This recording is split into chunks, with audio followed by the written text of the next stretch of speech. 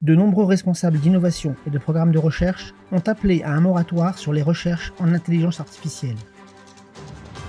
Mais qu'est-ce que l'intelligence artificielle et pourquoi demander un moratoire? Une intelligence artificielle est un cocktail de procédés algorithmiques qui utilisent des données. Mais c'est quoi un algorithme?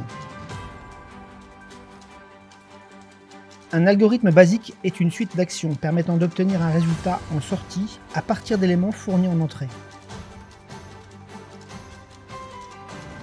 L'algorithmie classique se base sur des moteurs de règles, également appelés systèmes experts, qui répondent oui ou non à chaque étape et question du problème à résoudre.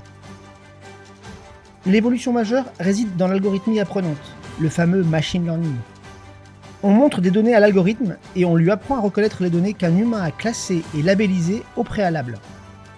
L'humain choisit les catégories d'analyse, il est donc encore capable d'expliquer le fonctionnement de l'algorithme.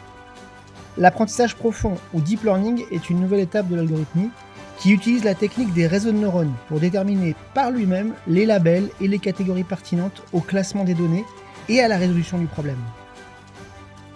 Il n'y a plus besoin d'autant de données structurées, mais d'un énorme volume de données, big data, pour que l'algorithme devienne pertinent face à la multitude des possibilités. Le cheminement de l'algorithme via les réseaux de neurones pour arriver au résultat n'est plus explicable. Tout se passe comme dans une boîte noire. Si une intelligence artificielle est un cocktail de procédés algorithmiques, il comprend forcément des éléments boîte noire inexplicables.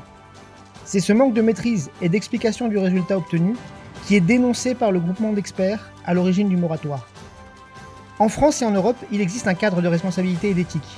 En France, les 5 principes de la CNIL, loyauté-transparence, vigilance, réflexivité, résilience, intelligibilité, responsabilité et supervision humaine. La Commission européenne complète avec 2 principes, respect de la vie privée et bien-être.